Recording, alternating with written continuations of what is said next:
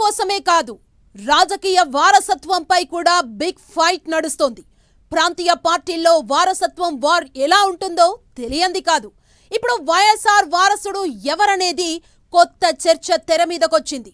YS Rajasekhara Reddy తనయుడిగా politics లోకి వచ్చిన జగన్ తండ్రి బ్రతికున్నప్పుడే ఎంపీ అయ్యారు. తరువాత బైపోల్లో ఎంపీగా గెలిచి సత్తా చాటారు. పార్టీ పెట్టి వైఎస్ లెగసీతో అధికారంలోకొచ్చి వారసుడిగా ప్రూవ్ చేసుకున్నారు. కట్ చేస్తే ఇప్పుడు షర్మిల తన కుమారుణ్ణి లైమ్ లైట్ లోకి తెచ్చారు. మా అబ్బాయే వైఎస్ఆర్ వారసుడంటున్నారు. ఇంతకు ఈ వారసత్వం వారేంటి? వైసీపీ అబ్జెక్షన్స్ ఏంటి? షర్మిల వాదనేంటి?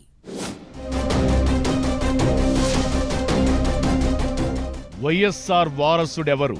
ఏపీ పాలిటిక్స్ లో కొత్త చర్చ.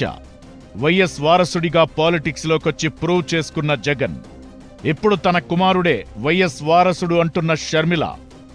షర్మిల కొడుకు వైఎస్ వారసుడు ఎలా అవుతారంటూ వైసీపీ సెటైర్లు. ఏ రిలేషన్ అయినా బాగున్నంత వరకు అంతా ఆల్ రైట్ అన్నట్లు కనిపిస్తుంటుంది.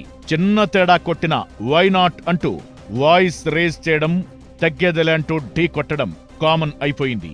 పాలిటిక్స్ లో అయితే ఇది కొత్తేమీ కాదు. తండ్రి మరణం తరువాత జగన్ వెంట నడిచి అన్నకు బాసటగా నిలిచిన షర్మిల తరువాత ఆయనతో గ్యాప్ పెరిగి దూరమయ్యారు. తెలంగాణలో పార్టీ పెట్టారు. ఆ తరువాత ఏపీకి షిఫ్ట్ అయిపోయి అక్కడ పీసీసీ చీఫ్ గా కొనసాగుతూ జగన్ను ఎరకాటంలో పెడుతూ వస్తున్నారు. ఆ ఎపిసోడ్ అలా నడుస్తుండగానే ఇప్పుడు తన కుమారుణ్ణి తెరపైకి తెచ్చారామె. కర్నూలు ఉల్లి మార్కెట్ ను సందర్శించిన షర్మిల తన కుమారుడు రాజారెడ్డిని ఆ పర్యటనకు వెంటబెట్టుకుని వెళ్లారు. కర్నూలు పర్యటనకు ముందు రాజారెడ్డి తన అమ్మమ్మ వైఎస్ విజయమ్మ ఆశీర్వాదం తీసుకోవడం పొలిటికల్ హాట్ టాపిక్ అయింది.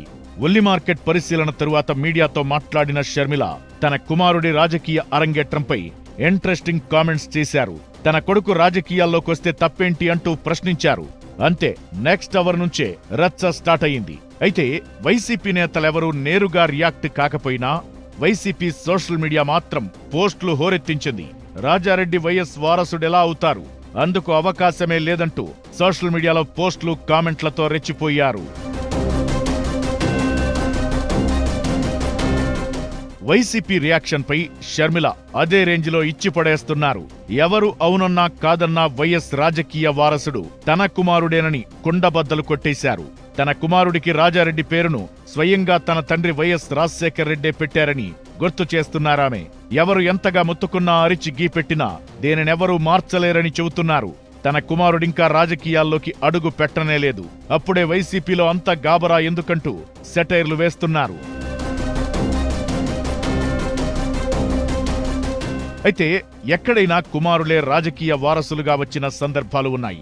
బట్ తెలుగు స్టేట్స్ లో కాస్త డిఫరెంట్. అందులో జగన్ షర్మిల ఎపిసోడ్ ఇంకా వేరు. వైఎస్ బతికున్నప్పుడు షర్మిల పాలిటిక్స్ లోకి రాలేదు. ఆ మాటకొస్తే జగన్ జైలుకెళ్లే వరకు కూడా షర్మిల యాక్టివ్గా లేరు.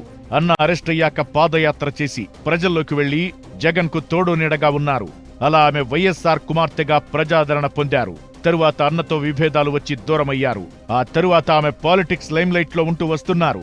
ఇప్పుడు తన కుమారుణ్ణి తెర మీదకు తేవడం కొత్త చర్చకు దారితీస్తోంది. కుమారుడి కొడుకు అతని తండ్రికి లేకపోతే తాత రాజకీయానికి వారసుడిగా పాలిటిక్స్ లోకి రావడం కామన్. బట్ కూతురు కొడుకు వారసుడు ఎలా అవుతారన్నది లాజిక్ పాయింటే. కాకపోతే జగన్ కు కుమారులు లేరు, ఇద్దరు కూతురులే. జగన్ ఆల్రెడీ వైఎస్ఆర్ వారసుడిగా ప్రూవ్డ్. ఇప్పుడు వైఎస్ వారసుడిగా షర్మిల కుమారుడు Rajareddy political entry different scenario. కొడుకుకు కుమారులే లేనప్పుడు, ఒకవేళ ఉన్న వాళ్లు రాజకీయాల్లో లేకపోతే కూతురు కుమారులు వారసులు ఎందుకు కావద్దన్నది ఒక వాదన. పైగా షర్మిల చెబుతున్న పాయింట్స్ కూడా లాజికల్ గానే ఉన్నాయి. రాజారెడ్డి అనేది రాజశేఖర రెడ్డి తండ్రి జగన్ తాత పేరు. కూతురు కొడుక్కి రాజశేఖర రెడ్డి తన తండ్రి పేరు పెట్టారంటే షర్మిల కుమారుణ్ణి వైఎస్ వారసుడిగా ఫీల్ అయినట్లేనన్న అభిప్రాయాలు వ్యక్తమవుతున్నాయి. ఇలా ఈక్వేషన్స్, లాజిక్లు ఎలా ఉన్నా వైఎస్ వారసుడు ఎవరన్నది ఇప్పుడు సరికొత్త చర్చకు దారితీస్తున్న అంశం. వైఎస్ రాజకీయ వారసుడు ఎవరన్న లొల్లి ఎప్పుడు ముగుస్తుందో చూడాలి మరి.